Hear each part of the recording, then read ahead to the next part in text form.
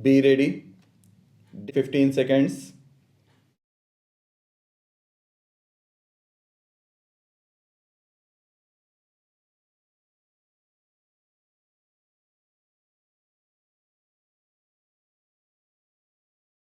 Sir, I express my gratitude to the honorable members for the keen interest they had taken in the whole matter and for the many valuable suggestions they have made.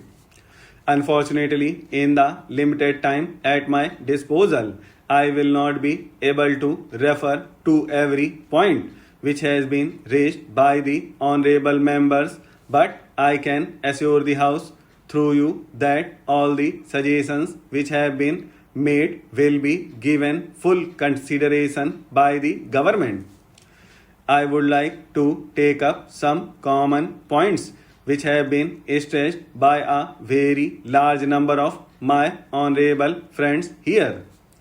The first point that has been stressed by a very large number of members deals with the question of the care of expectant mothers and the care and particularly the nutritional care of smaller children up to the age of 6. There is no doubt that this is the most important period in the life of any human being, and any lack of effort in this age group can have very serious consequences when the child grows into adulthood. For this purpose, Education Ministry, in close collaboration with the Ministry of Health, Agriculture, and obviously with the cooperation of the state governments, has started the integrated child development services which aim at all these points that have been emphasized. The concept of integrated child development services has been explained by us before, but I would crave your indulgence to explain again in a few minutes the main concept of the integrated child development services. It starts with the question of nutrition and healthcare of expectant mothers.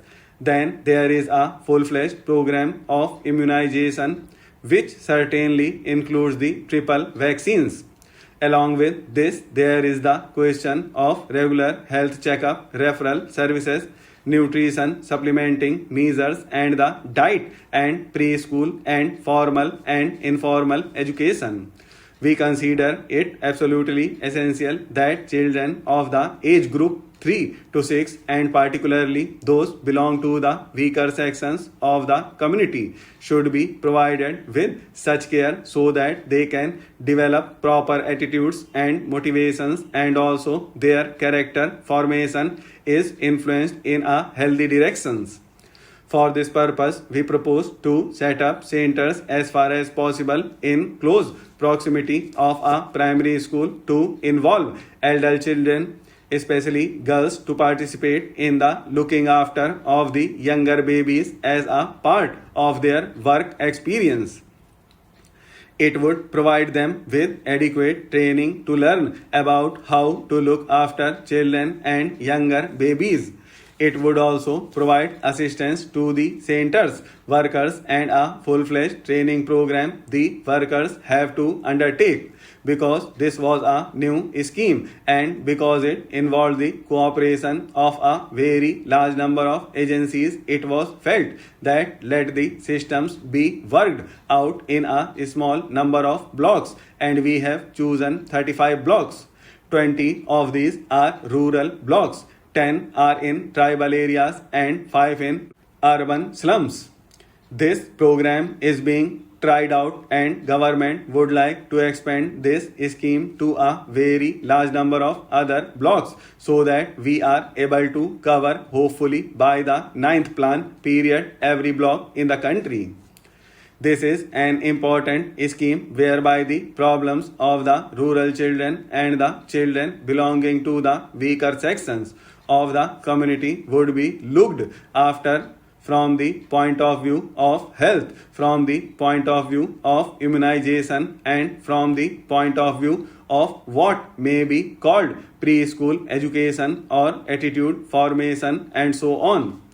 This program, I am glad to say, has evoked proper response from all the ministries of the Government of India and most of the state governments. We felt that an independent agency to monitor this scheme would be extremely useful. For this purpose, we invited the medical colleges, and I am glad to say that 27 medical colleges have responded to our invitation. The All India Institute of Medical Sciences in New Delhi is coordinating the work that is being done by the medical colleges for preparing the baseline data about nutrition, about the general health of children and of expectant mothers, and so on. It would also be supervising the implementation of the scheme in other respects so that along with the administrative setup which is looking after this program, there is also an independent organization which can monitor and which can provide expert guidance for the implementation of this particular program. We have also insisted that in each village there should be women organization formed, because without involvement of the women of the villages and the localities concerned, no worthwhile program for children is likely to succeed. The progress so far in this regard has been on the whole satisfactory, although I would like greater emphasis being placed by the state government on the setting up of women organizations in each of the villages. The state governments are anxious to set up these organizations as early as possible.